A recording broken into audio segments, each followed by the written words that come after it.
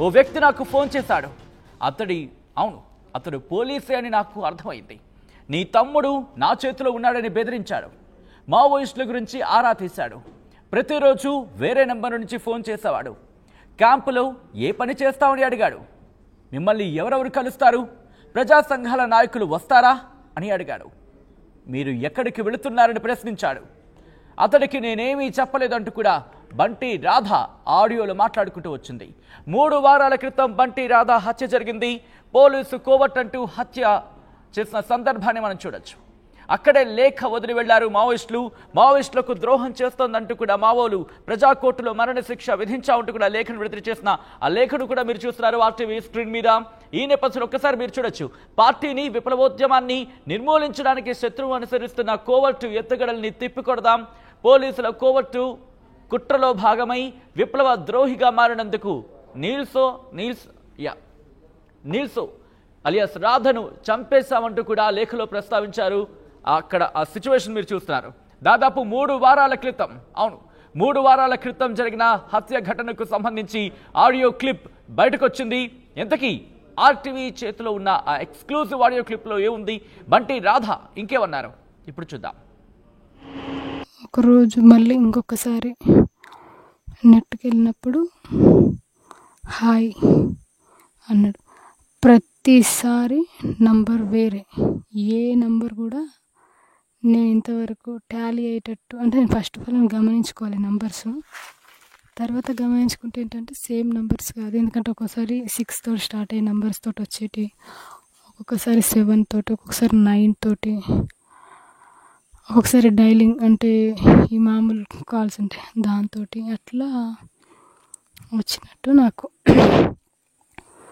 అర్థమైంది. Same numbers అనేది మాత్రం ఇప్పటి వరకు నేను చూడలేదు. ఇప్పుడు ఇక్కడి లాస్ట్ 26th జూలై వరకు కూడా ఏ నంబర్ కూడా సేమ్ కాదు. దానికి వాడు మళ్ళీ వచ్చి ఏంటి చేస్తున్నావు కదా చెప్పు, మరి నువ్వు చెయ్యను అని అంటే ఇక్కడ వీనికి అర్థం చేసి పడేస్తాను అంటే వాడే కొన్ని అడిగిండు. నువ్వేం పని చేస్తావు అక్కడ అసలు అంటే, లేదు నేనేం పని చేస్తాను నీకు ఆల్రెడీ తెలుసు అని అంటున్నావు అని అంటే, తెలుసు నేను అట్లేం అనట్లేను కానీ నువ్వు చెప్పు అంటాడు అనమాట. అసలు నువ్వేం చేస్తున్నావు, ఎక్కడ ఉంటున్నావు, ఏం పని చేస్తావు అనేది కూడా నాకు అప్డేట్ ఉంటుంది అని అంటే నేను అన్నా. నీకు అన్నీ ఉన్న తర్వాత ఇక నేనేంటి చెప్పేది అని అంటే, లేదు నువ్వు ఎక్కువ మాట్లాడొద్దు అని వీడు కొద్దిగా ర్యాష్గా స్టార్ట్ చేసిన అనమాట. అప్పటి నుండి చెప్పు, ఎవరెవరు వచ్చి కలుస్తారు, ఏం మాట్లాడతారు అని అంటే, ప్రజా సంఘాల వాళ్ళు వస్తారా రారా అని చెప్పి మాట్లాడాడు. అంటే వస్తారు, నువ్వే అంటున్నావు కదా ఇక్కడ నుంచి బయలుదేరేటప్పుడే నాకు తెలుస్తుందని. వస్తారు, వాళ్ళకేంటి, వాళ్ళు వస్తారు మాట్లాడతారు, కానీ ఏం మాట్లాడతారు అనే విషయం నా దాకా రాదు, నాకు తెలీదు కూడా. అట్లాంటివి నన్ను ఇన్వాల్వ్ కూడా చెయ్యరు అని చెప్పిన. మీరు ఎక్కడెక్కడ ఉంటున్నారు, ఏ ప్రాంతాల మీద ఆధారపడి ఉంటున్నారు అని అన్నాడు. అంటే నీకు తెలియంది ఏముంటుంది, నేను ఎక్కడున్నానో అప్డేట్ తెలుస్తున్న విషయం నీకు అర్థమైనప్పుడు నేను ఎక్కడుంటున్న విషయం నీకెందుకు తెలియదు అని అన్నాను. మెడిసిన్ది కూడా ఇవన్నీ ఆ రోజు కొద్దిగా ఆర్గ్యుమెంట్ తనతోటి నాకు. నువ్వు ఇలా చెప్తే నీకు అర్థం కాదు, ఫస్ట్ ఒక నేష్ పడేస్తా, ఎవరిని, నీ తమ్ముని, అప్పుడు నీకు అర్థమవుతుంది, ఓకేనా? అంతే, నీతోటి నాకు ఇంకేమీ లేదు. రైట్, అది బంటి రాధ ఆడియో కాల్లో చాలా సంచలన విషయాలు మాట్లాడుకొచ్చారు. మరీ ముఖ్యంగా తనతో ఎవరు మాట్లాడారు, ఏ సందర్భంలో ఎవరెవరు వచ్చి కలిసేవారు అంటూ కూడా ఇవన్నీ డీటెయిల్స్ గురించి అడిగినట్టుగా తన కాల్ రికార్డులో చెప్పిన సందర్భాన్ని మీరు చూడొచ్చు. ఆర్టీవీ మాత్రమే ఎక్స్క్లూజివ్ ఆడియోని చూపించే ప్రయత్నం చేసింది.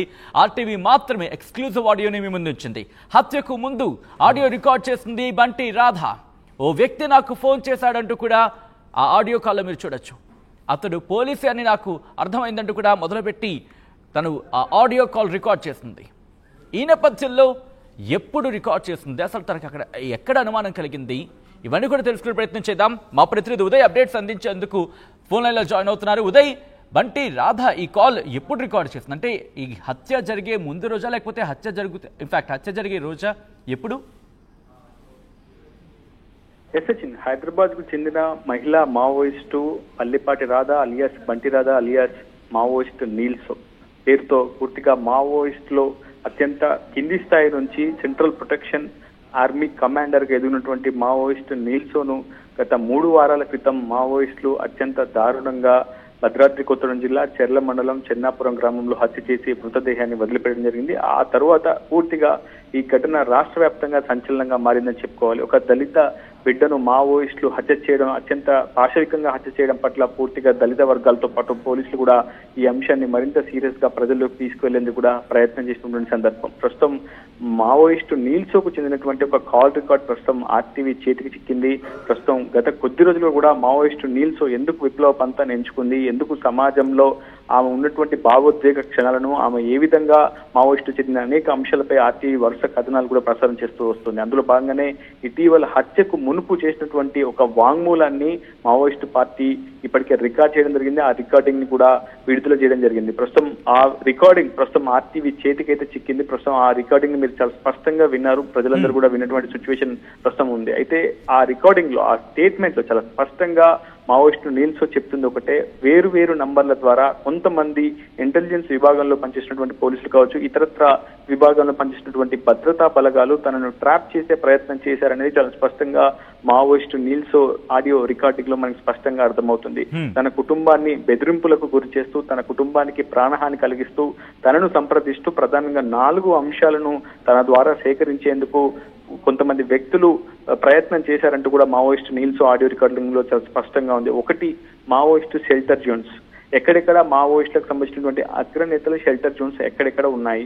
రెండవ అంశం, ప్రజా సంఘాల నుంచి ఎవరెవరు మావోయిస్టులను కాంటాక్ట్ అవుతూ వస్తున్నారు, అసలు మావోయిస్టులు ప్రజా సంఘాలకు మధ్య ఉన్నటువంటి అనుబంధాలు ఏంటి, ఏ అంశాలను చర్చిస్తారు, అందులో ప్రధాన ఎజెండాలో ఉన్నటువంటి తీర్మానాలు ఏంటి, అసలు ప్రజా సంఘాల ద్వారా ఎవరెవరు మిమ్మల్ని కాంటాక్ట్ అవుతున్నారు, ఇలా రెండవ అంశం. మూడవ అంశం, ఏ టెక్నాలజీని మీరు అనుసరిస్తున్నారు, ఎటువంటి మెకానిజం ద్వారా మావోయిస్టుల మధ్య సందేశాత్మకటువంటి అంటే సందేశాలు నడవబడతాయి, 3వ అంశం. 4వ అంశం, మీకు అసలు వైద్య సేవలు ఎలా అందుతున్నాయి. కేంద్ర అగ్రనాయకత్వం దీర్ఘకాలిక వ్యాధులతో బాధపడుతుంది. కరోనా విలయం తర్వాత పూర్తి స్థాయిలో కొంత మెడికల్ కిట్స్ ని కూడా పూర్తిగా కంట్రోల్ చేసినటువంటి సిచ్యువేషన్. ఈ నేపథ్యంలో అసలు మీకు వైద్య సేవలు ఏ విధంగా అందుతున్నాయి, మీ దగ్గర ఎటువంటి మెకానిజం అందుబాటులో ఉంది, ఈ 4 అంశాలకు సంబంధించినటువంటి సమాచారాన్ని తనతో పంచుకోవాలంటూ కొంతమంది గుర్తు తెలియని వ్యక్తులు మన దృష్టిలో, కానీ మావోయిస్టు నీల్సో దృష్టిలో మాత్రం ఖచ్చితంగా వాళ్ళు భద్రతా బలగానికి సంబంధించిన లేదా ఇంటెలిజెన్స్